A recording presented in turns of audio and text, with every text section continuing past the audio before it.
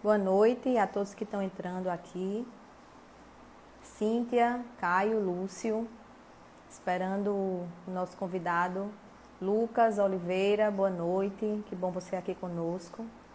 Esperando o deputado chegar aqui para começar essa live. Daniel Leal, que bom você aqui conosco.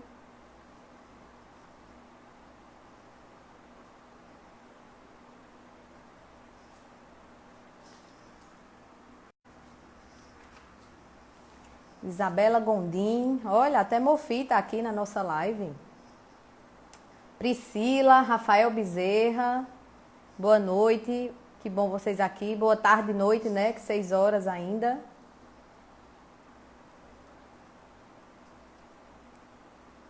Esperando o deputado, para que a gente possa começar.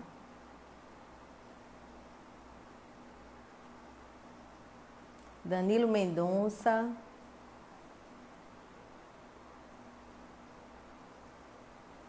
Irã. Tudo bem, Irã? Que bom você aqui. Anne. Oi, Anne. Que bom você aqui na nossa live.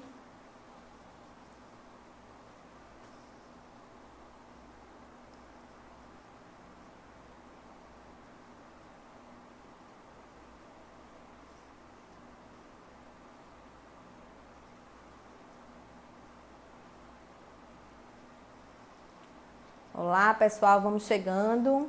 O deputado deve estar entrando já para a gente dar início a essa conversa.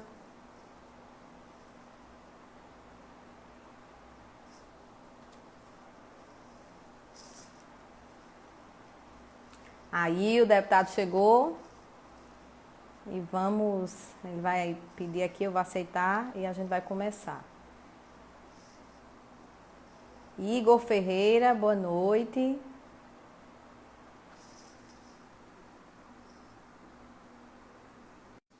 Aqui adicionando. Leonardo, grande Léo aqui na nossa live hoje. Olá, chegou aqui. Boa noite, boa tarde, Boa noite, noite. né? Isso. Então, vamos começar aqui. Como vocês sabem, hoje vamos conversar, ajustamos a agenda, que na outra data o deputado tinha um compromisso, então vamos conversar com o deputado federal Gervásio Maia, um grande quadro do PSB. Como todos sabem, Gervásio já exerceu por 4 vezes consecutivas o cargo de deputado estadual. E o seu primeiro mandato de deputado federal, ele vem se destacando nacionalmente, abrindo frentes democráticas e garantidoras de direitos. Sua luta vem sendo incansável e implacável contra todos os desmandes do governo federal, atuando em 11 comissões e ainda em 44 frentes parlamentares. Além disso, Gervásio é presidente estadual do PSB na Paraíba e vem defendendo o legado do partido, bem como fortalecendo a sigla por todo o estado. Iremos falar sobre sua atuação parlamentar, sobretudo em tempos de pandemia. Gervásio destinou quase a totalidade das suas emendas para o fortalecimento em ações da saúde, trazendo recursos para a região metropolitana de João Pessoa. A exemplo de emendas que ele destinou para o Hospital Padre Zé, para o próprio município de João Pessoa e também para o município do Conde. Né? Então, vou abrir aqui um espaço, deputado, para você saudar aqui certamente muitos eleitores seus, muitos paraibanos e paraibanas que querem lhe ouvir. E eu vou mandando logo um beijo para a Manuela, que entrou aqui, professor Sérgio Santos também. E vou, antes de deixar você saudar o pessoal, já começar aqui pedindo para que você explique para todo mundo aqui que está nos vendo, nos assistindo agora, como está sendo a sua atuação parlamentar agora em tempos de isolamento social. Amanda, inicialmente eu quero te agradecer pelo convite, pela oportunidade de participar de uma live contigo. Você que tem feito várias lives aí ao longo de todo esse período, agora nesse isolamento que a gente está vivendo. Quero abraçar todos os internautas que nos acompanham. Tenho certeza que se a gente tivesse feito um pouco mais tarde, íamos pegar muitos dos internautas em casa. Muitos dos que estão trabalhando, que estão, infelizmente, sem poder participar do isolamento nesse momento, ainda não chegaram em casa. Mas te agradecer mesmo e, mais uma vez, abraçar a todos que estão participando desse bate-papo com a gente. Tem sido assim uma experiência bem estranha, porque a vida no plenário, nas comissões temáticas da Câmara dos Deputados é muito forte, é muito intensa. Tanto é que as reuniões nas comissões temáticas, Amanda, elas começam geralmente umas 8h30, 9 horas e vão até o horário do início da ordem do dia. Às vezes a gente fica intercalando da comissão para alguma sessão no plenário, mas iniciada a ordem do dia, a gente corre para o plenário para poder votar as matérias. E, em virtude dessa pandemia, nós passamos a participar das sessões através da internet. A Câmara dos Deputados implantou rapidamente um sistema de votação, através de um aplicativo que a gente dispõe lá chamado Infoleg. O sistema de participação das sessões se dá pelo aplicativo Zoom.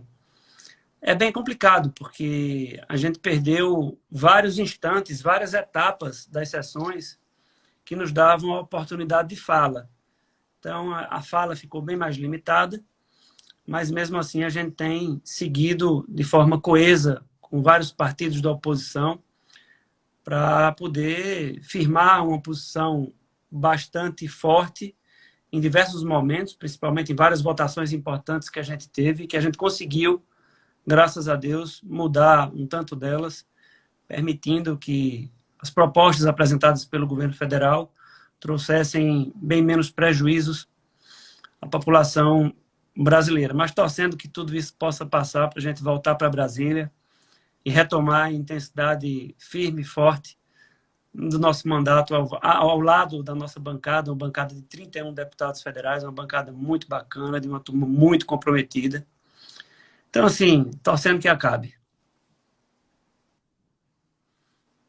Deputado, é muito bom ouvir estar aqui falando com você, porque eu, inclusive, fui uma eleitora sua, né? Sou uma eleitora sua e meu voto foi muito bem dado, porque você vem representando a Paraíba de forma muito, muito firme, muito adequada. E eu vejo aqui vários eleitores seus aqui mandando abraço, Bia, dizendo até que você será o próximo governador e vamos prosperar, que você tem muito caminho e estrada pela frente para ser aí muita coisa que você desejar ser, sim. E o que eu queria saber agora é que a Executiva Nacional do partido definiu na quinta-feira passada ela começou a participar de uma ampla frente de oposição ao governo Bolsonaro, inclusive pedindo impeachment já. Então, eu queria saber, você com essa atuação forte lá em Brasília e por dentro de todo esse cenário nacional, como é que vê esse movimento? O PSB partiu rapidamente quando o presidente Bolsonaro começou a intensificar com ataques à democracia, cometendo inúmeros crimes de responsabilidade, que inclusive a gente colocou no pedido que foi já protocolado na Câmara dos Deputados de abertura do processo de impeachment, e também ao lado dessa crise sanitária que a gente vive, que o presidente tem agido com muita irresponsabilidade, desrespeitando e agindo, ferindo as orientações dos mais renomados, das mais renomadas autoridades da medicina no mundo, da Organização Mundial de Saúde, então contribuindo para o aumento de pessoas que estão morrendo por falta, sobretudo, de uma política responsável, zelosa, respeitando as orientações, repito, das maiores autoridades da medicina no Brasil. Então, o PSB não poderia jamais ficar omisso, agiu como tinha que agir, estamos pressionando para que o presidente da Câmara, o deputado presidente Rodrigo, possa acatar urgentemente esse pedido de impeachment. Bolsonaro não pode continuar à frente do cargo que exerce e que não respeita, inclusive, o próprio cargo. Deputado, já são quantos pedidos de impeachment protocolados? São vários. Ideia, assim? São vários, Amanda. Eu não sei te dizer a quantidade, mas são vários pedidos que foram protocolados e há uma pressão muito forte de vários partidos para que a Câmara possa iniciar esse procedimento na casa. A gente tem cobrado muito. Agora, nesse momento a gente tem priorizado, indiscutivelmente, as nossas forças na questão da votação de matérias importantes, como, por exemplo, o auxílio emergencial, que a gente pode tocar um pouco mais na frente, que foi um tema que a gente lutou Sim. muito para evitar que a proposta encaminhada pelo presidente Bolsonaro pudesse ser aprovada, porque ela era totalmente descabida diante da realidade do povo brasileiro. Então, a gente tem depositado as nossas energias, sobretudo nesse momento dessa crise sanitária do país. É muito bom estar tendo essa conversa assim, de forma bem simples, para que quem está nos assistindo possa, de fato, entender essas lutas travadas pelo nobre parlamentar, né? E agora, nesse final de semana, a gente assiste aqui no país a mais ataques contra a democracia e as instituições, né? A gente teve... soltaram fogos no STF e hoje foi decretada a prisão de uma militante bolsonarista, né, que se autodenominava líder do acampamento pró-Bolsonaro, acampamento 300 Brasil, salvo engano. E eu queria saber como é que o nobre deputado analisa, né, esses acontecimentos que vem chocando a população e ao mesmo tempo, atacando instituições importantíssimas do país. Isso é parte do péssimo exemplo que o presidente Bolsonaro dá, inclusive quando ele mesmo ataca as instituições. Ataca o Poder Judiciário, ataca o Congresso Nacional, incentiva todo esse tipo de movimentação que tem acontecido. Os fogos que foram lançados sobre o Supremo Tribunal Federal é prova do péssimo exemplo que o presidente dá. Um presidente preconceituoso, um presidente que desrespeita as minorias no país. Então, assim, as pessoas que o seguem terminam incorporando esse sentimento agressivo, violento, que realmente não atende aos desejos e anseios do povo brasileiro. Um país maravilhoso como o nosso está passando por uma situação tão difícil quanto essa, por ter um camarada desse na condição de presidente da República. É realmente lamentável, mas nós vamos, pode ter certeza, Amanda, nos esforçar muito para que esse impeachment avance na maior velocidade possível, para que esse pesadelo possa sumir, que a gente possa virar a página e devolver ao Brasil aquilo que ele tanto merece. O nosso Brasil é um país que tem muito futuro, tem muita perspectiva de futuro. Agora, é preciso construir o país com igualdade, com justiça social, com respeito a todos. Tem que ser assim. Isso o presidente não faz. Isso que a gente assistiu durante o final de semana é fruto, com certeza, repito, do péssimo exemplo que ele dá. Parece que ele está o tempo inteiro autorizando aos seus seguidores, né, aos seus eleitores, a atacar as pessoas, as instituições e a própria democracia, né? E além de tudo isso, Amanda, ele presta um serviço muito grande ao país, porque digamos que ele tenha 20, 30% de seguidores. Na hora que ele diz que a pandemia, que o coronavírus, que o Covid-19 não passa de uma gripezinha, tem muita gente que acredita, tem muita gente que embarca. Não sei se você viu o ministro da Educação, que deveria dar um bom exemplo, no meio de um evento como aquele, no final de semana, e sem usar máscara. Então, as autoridades constituídas, que ocupam os mais relevantes cargos do nosso país, prestando esse de serviço. De repente, um seguidor vê, não, também não vou usar máscara, porque se eles não estão usando é porque não precisa. Então, é um conjunto de coisas que tem trazido esse prejuízo. Mas nós não vamos abrir um único milímetro e ele vai pagar muito caro por tudo isso que tem feito contra o povo brasileiro, contra o nosso país e, sobretudo, contra o nosso Nordeste, que tem sofrido muito.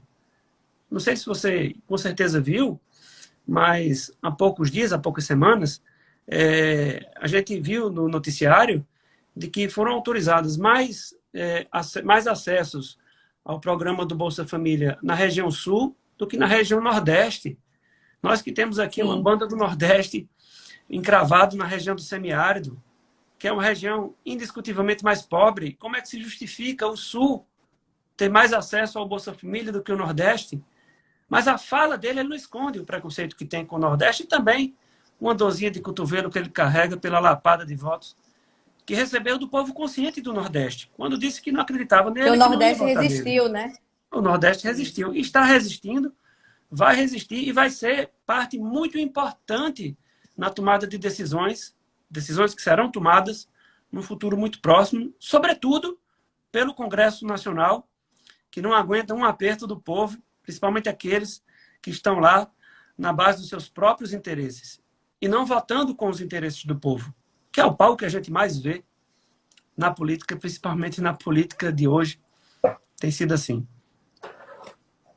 Realmente está complicado. Deputado, tem umas pessoas aqui pedindo para a gente falar sobre a Operação Calvário, não é tema da nossa conversa, mas se sobrar tempo, isso não é um assunto que me constrange, nem que muito menos constrange o deputado, então se sobrar assunto, eu trago aqui para a pauta para que a gente possa discutir. Mas eu queria voltar agora, deputado, para aquele assunto que você bem tocou, que é sobre o auxílio emergencial.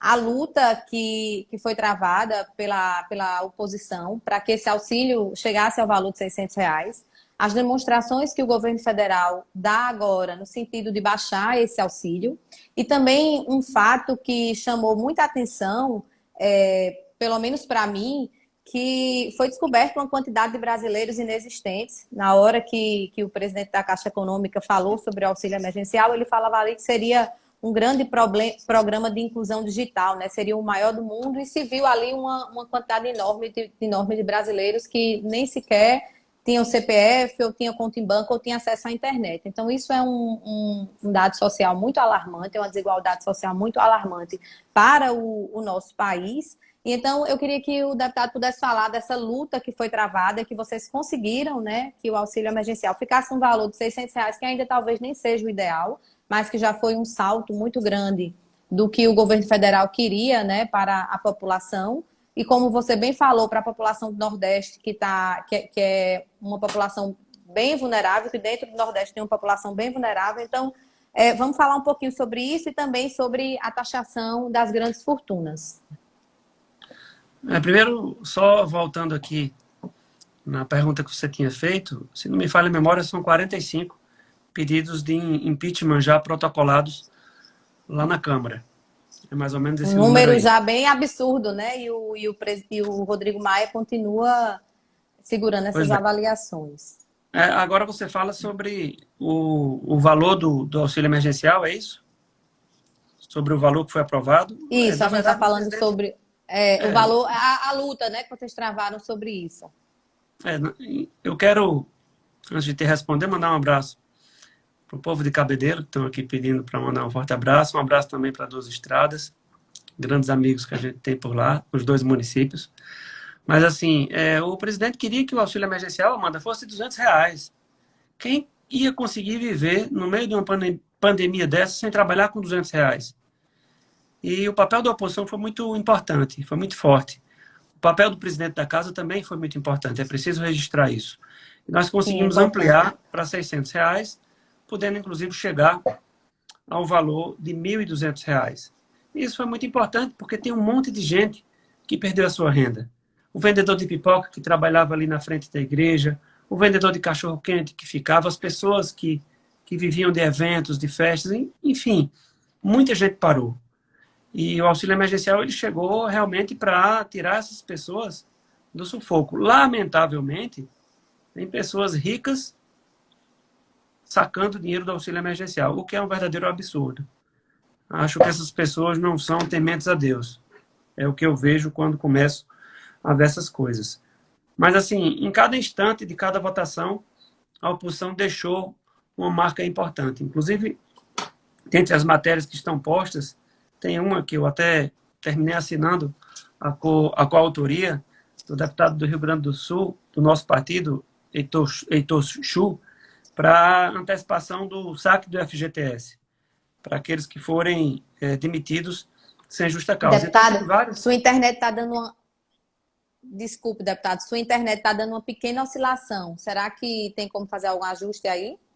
Tá ruim? Deixa eu tentar mudar. Tá dando uma pequena oscilação sua internet.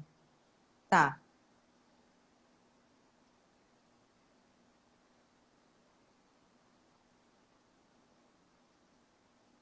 Melhorou? Agora melhorou. A imagem está um pouco turva, mas o som está melhor. Onde é que eu parei? Você estava falando da luta que se travou para se conseguir o auxílio emergencial, para vocês conseguirem aprovar os R$ 600 do auxílio emergencial. E tantas outras matérias que o governo não queria avançar, sim, mas através da pressão da Câmara e também do Senado, a gente conseguiu importantes avanços. Então, assim, tem que ser dessa forma.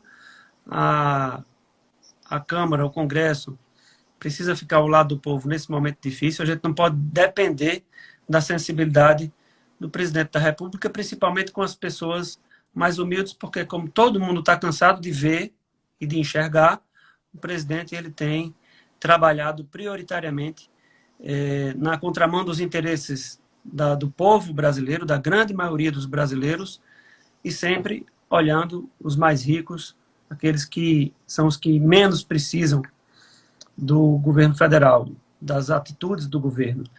Mas a Câmara vai seguir nessa linha, tenho certeza, e naquilo que depender do nosso partido, nós vamos marcar pressão firmemente. Somos 31.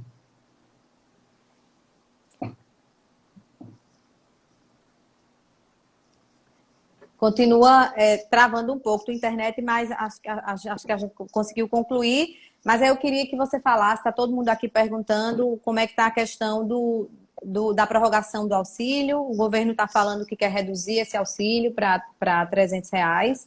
E aí, como é que está se movimentando a oposição nesse sentido? A oposição, a gente já trata isso, inclusive, nas nossas reuniões. O líder do nosso partido, Alessandro Molon, ele realiza reuniões com a nossa bancada toda terça-feira de manhã.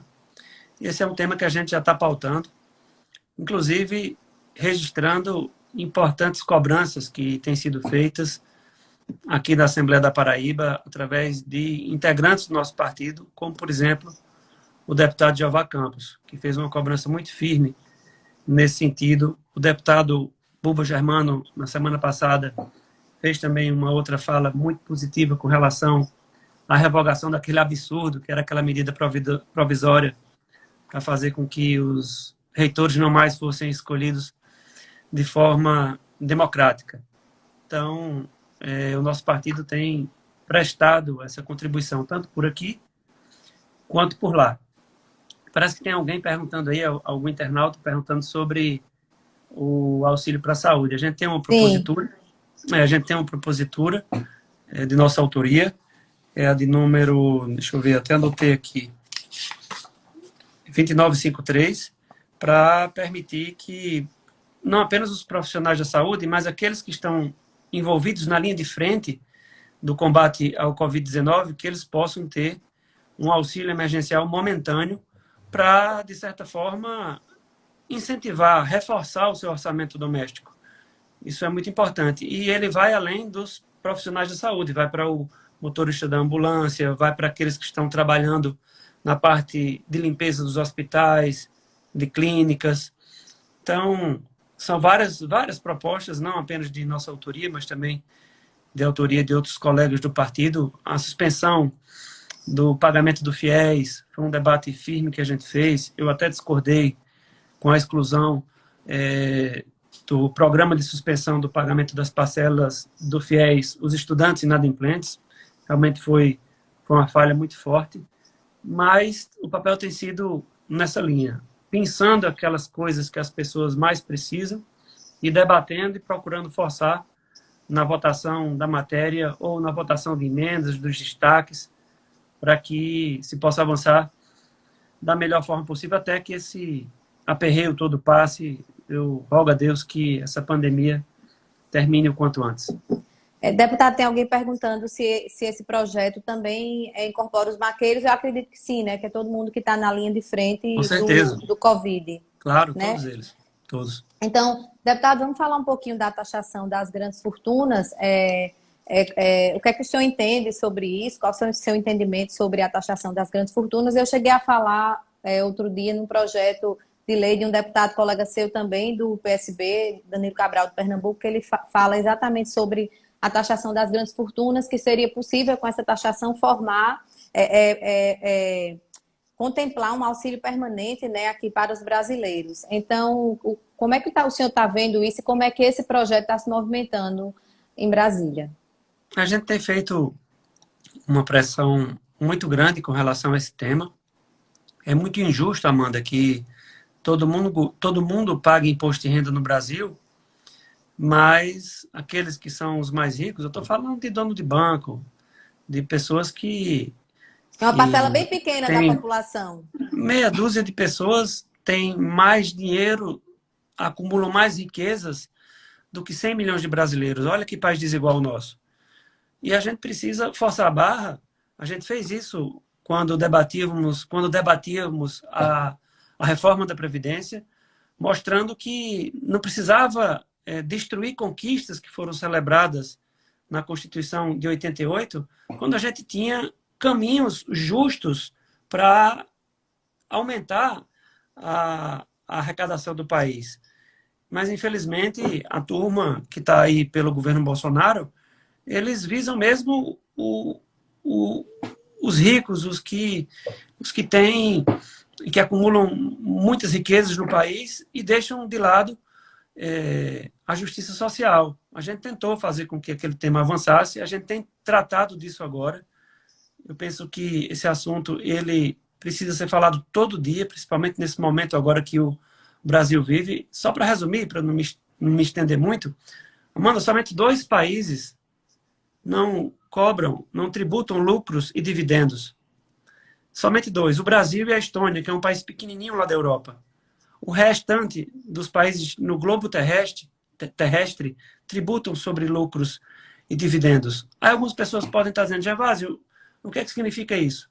Significa que um dono de banco ganha alguns bilhões durante o ano e no final do ano ele transfere o lucro do banco para o seu CPF, para a sua conta corrente, pessoa física, e ele não paga um único centavo ao leão. Aí eu pergunto, é justo que todos os brasileiros carreguem o Brasil, dando a sua parcela de contribuição, e esses que ganham muito, num mercado extraordinário? Nós somos um país com mais de 210 milhões de habitantes. Imagine como não fatura um banco aqui no Brasil. É uma verdadeira mina de ouro ter banco no Brasil. Cito banco porque são os que mais ganham e eles não pagam nada ao leão. Então, isso precisa ser corrigido. Foi um presente maldito, já finalizando, do então presidente Fernando Henrique Cardoso. Na década de 90, infelizmente, ele nos deixou essa terrível herança. Deputado, vindo aqui um pouquinho para Paraíba, eu queria que o senhor analisasse, o senhor que tem contato com o estado todo, né? O que é que o senhor acha das políticas que foram adotadas agora pelo governador e pelos prefeitos, sobretudo da Grande João Pessoa, agora no combate ao Covid? Olha, do presidente da República ao governador da Paraíba, ao prefeito de João Pessoa, a vários prefeitos e vários governadores, os erros foram sucessivos. Deixaram de fazer aquilo que tinha que ter sido feito no começo. Quando a coisa estourou lá na China, e que foi anunciado por lá, eles eram para ter despertado. Alguns despertaram. Alguns tiveram pulso para agir na hora certa. Outros não tiveram pulso, não tiveram coragem de enfrentar, não tiveram atitude e perderam o controle. Infelizmente é isso. Você, depois de tempo, vem querer tomar decisões e adotar medidas que tinham que ter sido tomadas lá atrás. A exemplo do próprio rigor no isolamento. Porque no começo, Amanda, quando essa coisa iniciou, as pessoas ainda dispunham de uma certa condição, ainda tinham um dinheirinho no bolso. A cada dia que vai passando, essa reserva pouca ou quase nenhuma que se tinha, ela já findou. O auxílio emergencial é um paliativo, é apenas um apoio para que as pessoas possam ter o mínimo para poder sobreviver.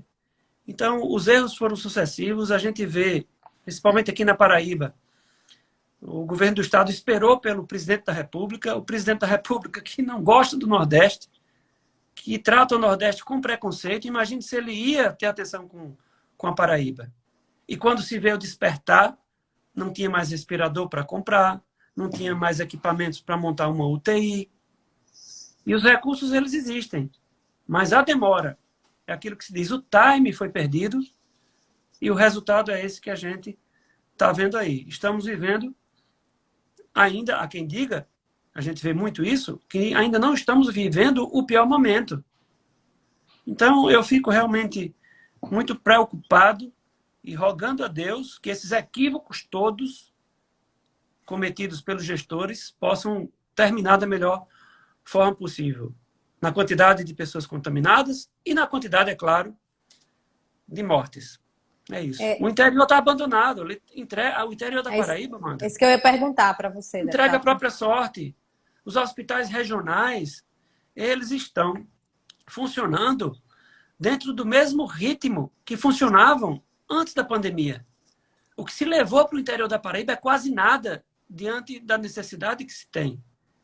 E a gente fica escutando pessoas que estão morrendo nas estradas, dentro de veículos, que chegam na porta dos hospitais e a situação é realmente caótica. Claro que o caso é muito grave, mas é preciso reconhecer que se errou desde o começo. Desde a compra dos equipamentos, até mesmo as medidas que tinham sido adotadas de isolamento social. Isso foi muito mal conduzido. Aqui na Paraíba, e nem se fala em relação ao presidente Bolsonaro. Tem algumas pessoas aqui perguntando para o senhor, eu vou aproveitar para ficar fazendo algumas perguntas. Motorista de Uber, tem alguma movimentação lá no Congresso para eles? Os micro e pequenos empresários também estão reclamando e, de fato, é uma camada da população que emprega muitas pessoas e que ficou à margem com poucos subsídios. Tem alguma movimentação para esses setores, deputado? No ano passado, veja só, parece até que eu estava adivinhando as coisas. No ano passado, eu apresentei um projeto de lei, que é o de número 5069, de 2019, para obrigar as plataformas de transporte de pessoas, por exemplo, do Uber e outras, a cumprir com obrigações trabalhistas com aqueles que faturam muito para esses aplicativos. E eles colocam tudo. Os motoristas, eles entram com todo o risco, bancam o veículo, bancam o carro, bancam tudo e só entregam o lucro para os donos de aplicativos. E eu apresentei esse projeto de lei para permitir que eles pudessem ter direitos e garantias nas nossas leis trabalhistas, porque eles são trabalhadores. Claro que isso gerará, eu torço muito que esse projeto seja aprovado, o aumento de custos para essas empresas que estão faturando horrores, milhões e milhões no mundo todo. E eu até cheguei a ser criticado por alguns motoristas, mas está aí a realidade vivida por eles. Muitos trabalhando o dia todo, e o projeto de lei, na verdade, coloca esse perfil dos que trabalham o dia todo, e sem garantia, Amanda, de absolutamente nada. Se eles sofrerem um acidente, eles não têm garantia de nada. Se eles, quando envelhecerem, não vão ter direito a absolutamente nada, porque não tem nenhum vínculo nas nossas leis trabalhistas deles com os aplicativos. Então, eu tenho, inclusive, falado nas nossas reuniões, que ocorrem às terças, da importância de que esse projeto de lei ele possa avançar o quanto antes. Tem sido muito difícil incluir diversos setores da classe trabalhadora do país no auxílio emergencial, porque o próprio presidente tem uma má vontade danada. Está aí, naquilo que aprovamos, ele vetou os agricultores familiares. Quem danado vive nas grandes cidades sem o homem do campo? Ninguém. E o presidente vetou isso na maior tranquilidade, Amanda. Ele não fez cerimônia para deixar o agricultor familiar de fora. Mas nós estamos insistindo com todos esses profissionais que trabalham para servir ao povo brasileiro.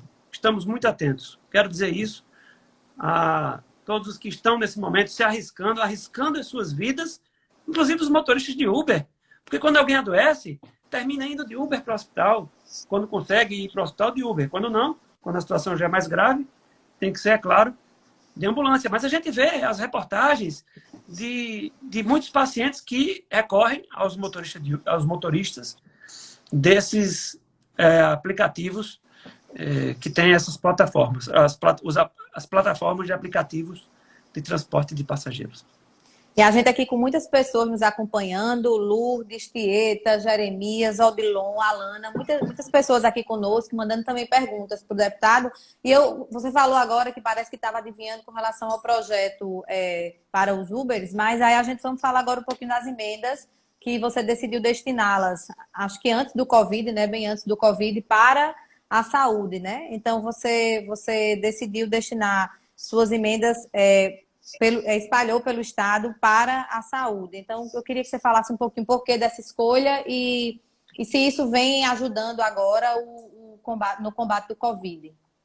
Eu fui criticado no ano passado por alguns que ocupam cargos importantes aqui na Paraíba, que inclusive tiveram nossa ajuda em outubro de 2018, por ter colocado praticamente todas as nossas emendas voltadas para o segmento da saúde. E foi um acerto, mesmo sem ter tido a mínima condição de imaginar que a gente fosse estar vivendo esse momento difícil. Mas o segmento da saúde, ele é prioritário sempre, sempre. E foi por isso que eu decidi, Amanda, em colocar as nossas emendas. Nós colocamos emendas para hospitais filantrópicos aqui em João Pessoa, o Hospital Padre Zé, que inclusive há poucos dias recebeu quase R$500 mil das nossas emendas, o Hospital Laureano, o Hospital São Vicente e o Hospital da FAP, lá em Campina Grande.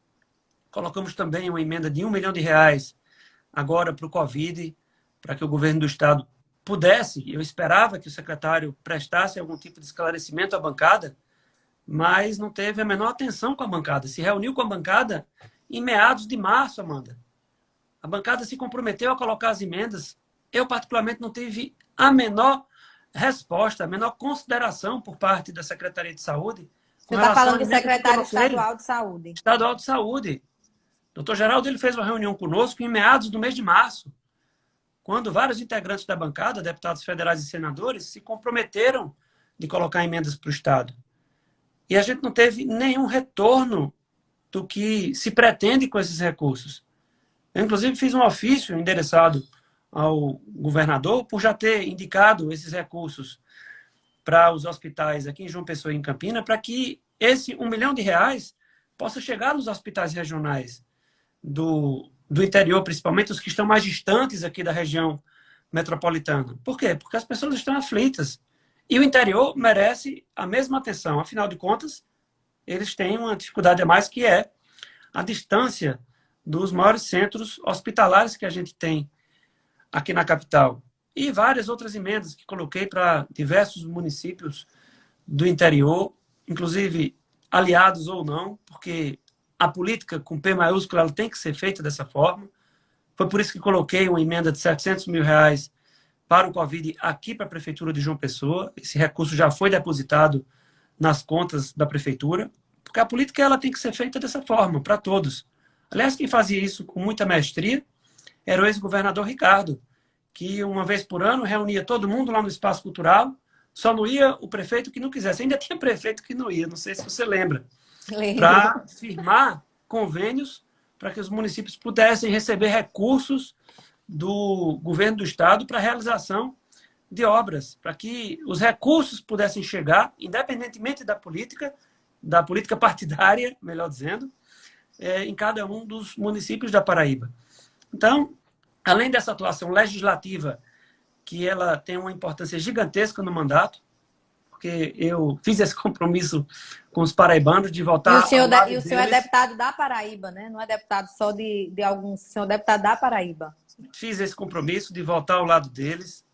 Jamais me vendi em nenhuma votação na Câmara em troca de emendas. Perdi prefeitos que quiseram ir para a base em busca de deputados bolsonaristas, em busca de promessas dessas emendas que são concedidas durante a votação no plenário Ulisses Guimarães. Mas eu prefiro, Amanda, ficar com as emendas do mandato que o povo, com muita honra, nos conferiu em outubro de 2018, quando mais de 146 mil paraibanos acordaram cedinho para ir votar e escolher o nosso nome, inclusive você, a quem eu sou muito grato pelo seu voto, pela sua ajuda, pela sua dedicação, e quem sabe se eu não vou poder retribuir o máximo possível dessa confiança que você teve comigo.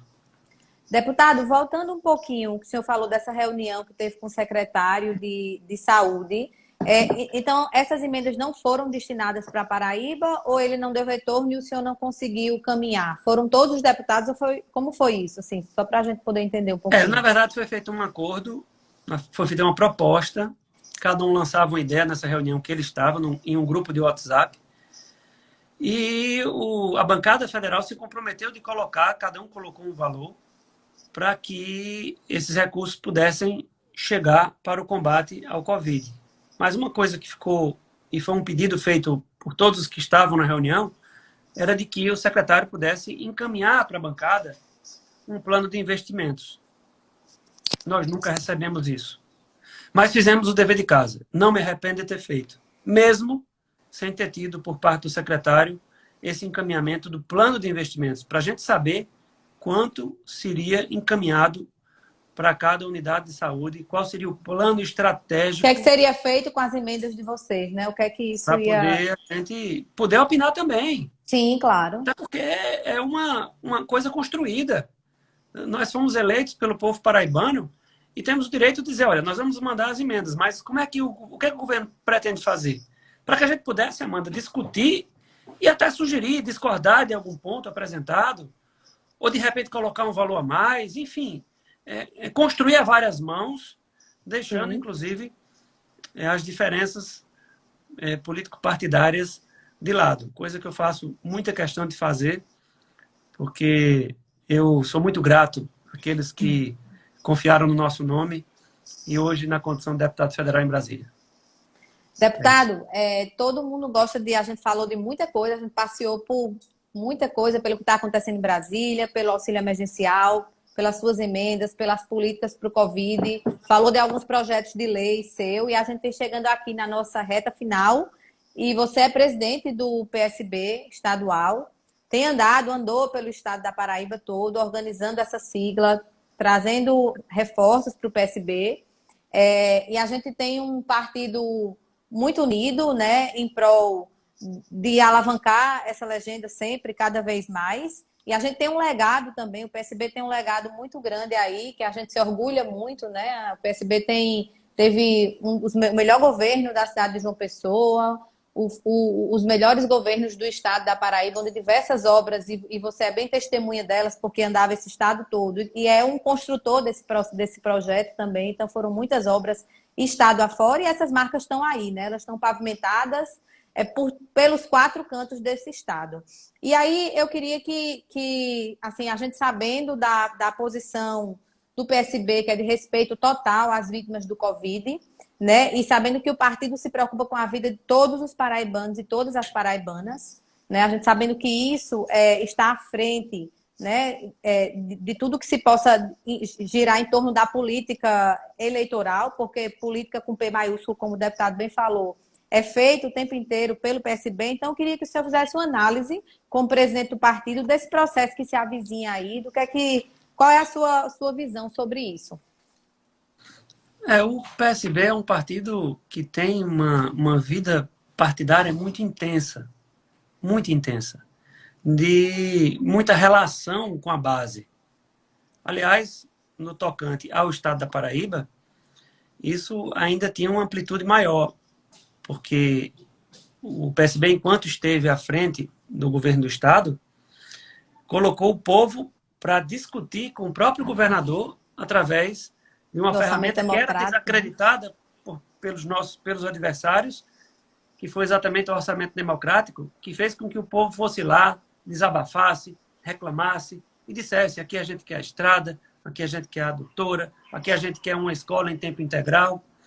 E as coisas chegaram. Isso incomodou muita gente. Mas faz parte da característica do partido. E eu vi isso, Amanda, de forma muito forte lá em Brasília, através, eu quero registrar isso, da condução do presidente Carlos Siqueira. O presidente Carlos Siqueira, ele tem uma interação muito forte, de uma energia muito positiva com a bancada federal. Tanto é que ele funciona, inclusive, como uma espécie de conselheiro da bancada. E olhe que a nossa bancada é uma das maiores na Câmara. Repito, somos 31 deputados federais. Então, lá é tudo muito intenso. O partido se reúne muito.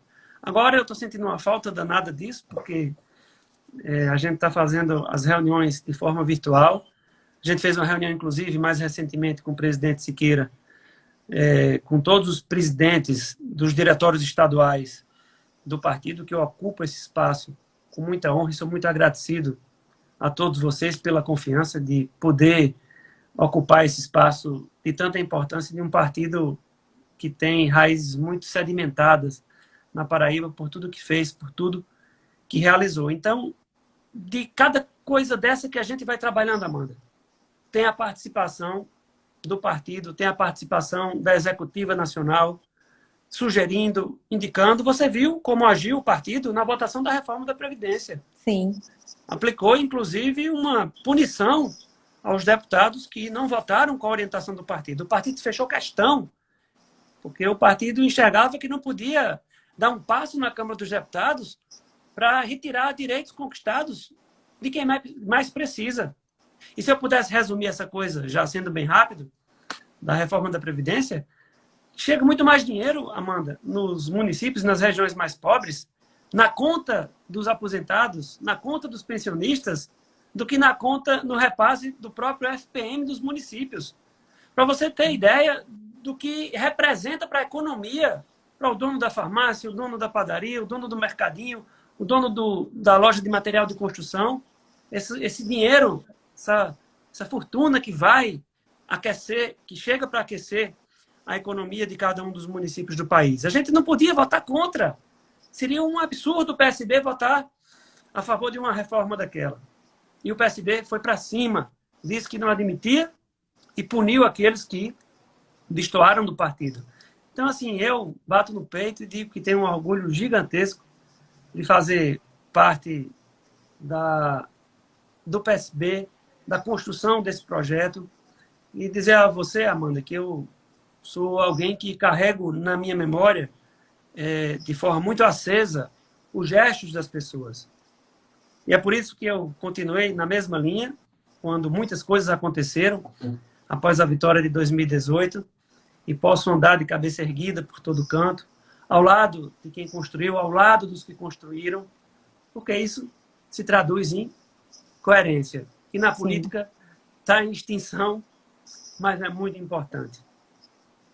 Então, deputado, nessas eleições aqui, nas eleições estaduais, você já está viajando pelo estado, ou teve que ir para isso, está fazendo reuniões, ou a gente está, de fato, esperando esse processo da pandemia, pelo menos, se estagnar?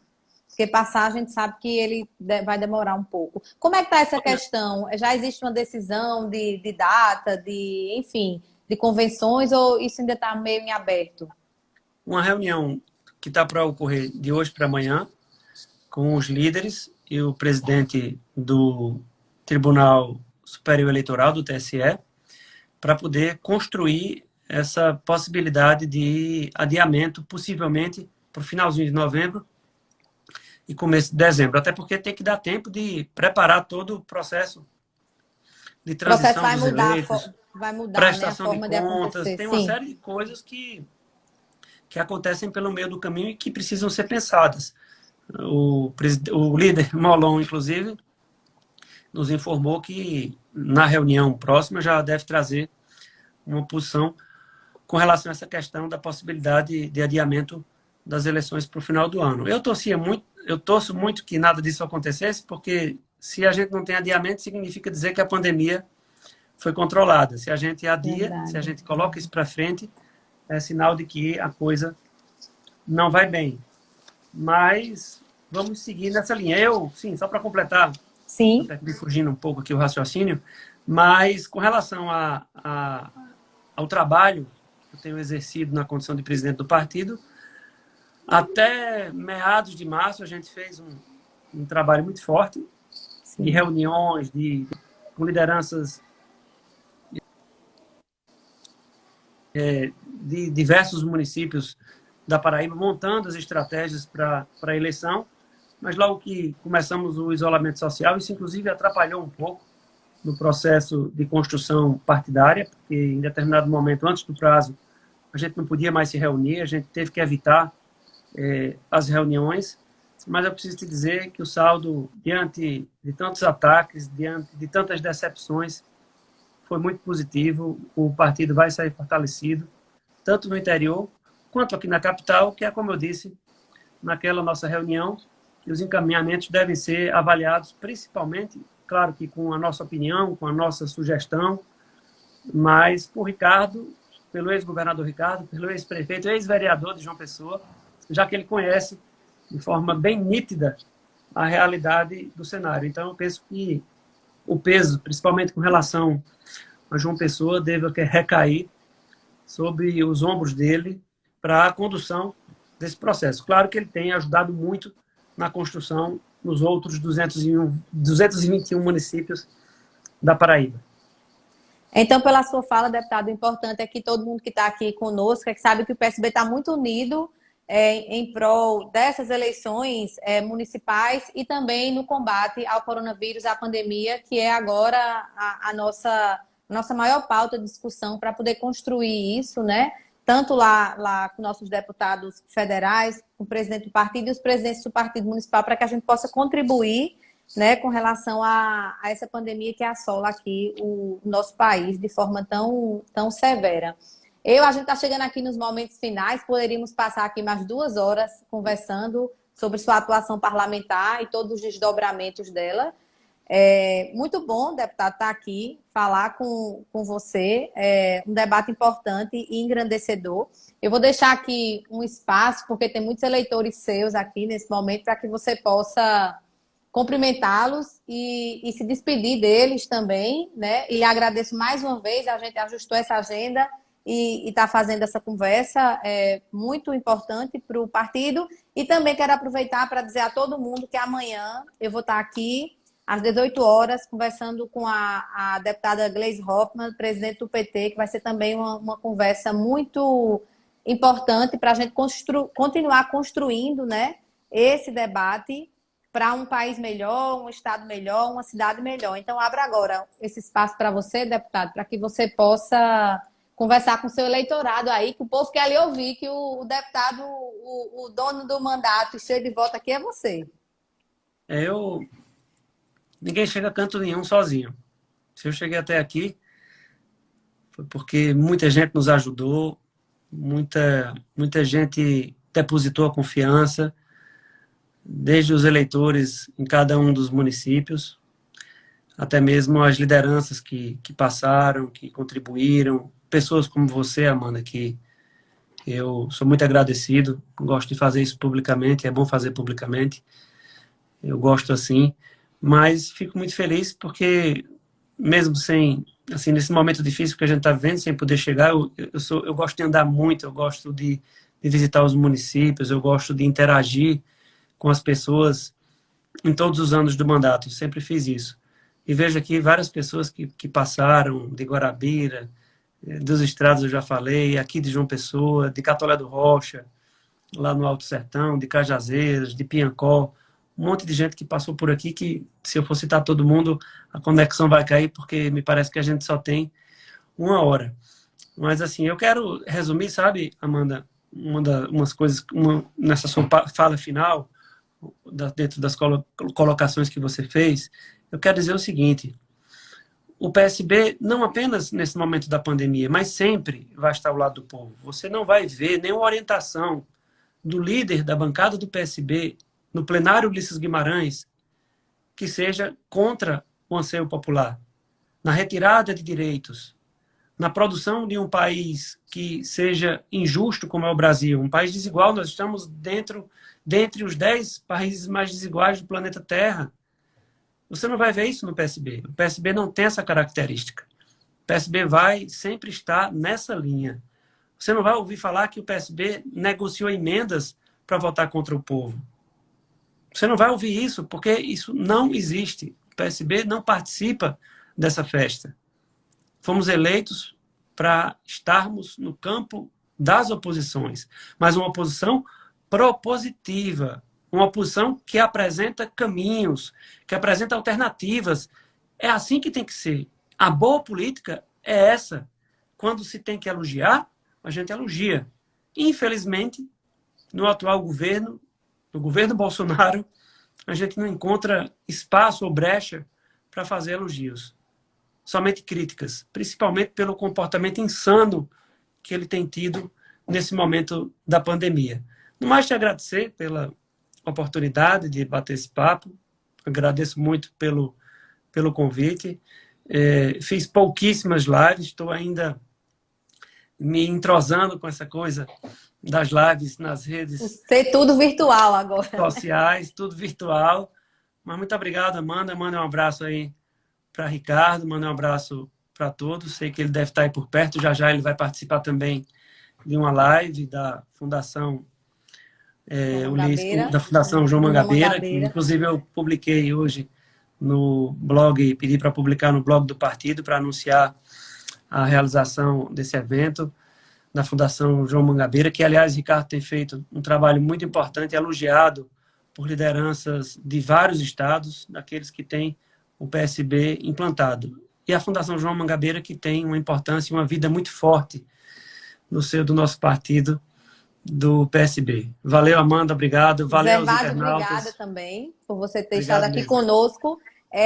Tem o Frederico aqui, ele tem uma fixação por mim ou por você, mas eu sou casada e o deputado também é casado com Manu, tem 3 filhos, 2 pequenininhos e Gabi, que é uma moça linda, viu, Frederico? Então não tem chance para você com a gente, mas pode continuar nos assistindo sempre, que a gente gosta de pessoas como você também, para ver se essa fixação vira outra coisa. Boa noite, deputado. Foi muito bom ter você aqui. Boa noite a todo mundo que estava aqui conosco. Obrigada.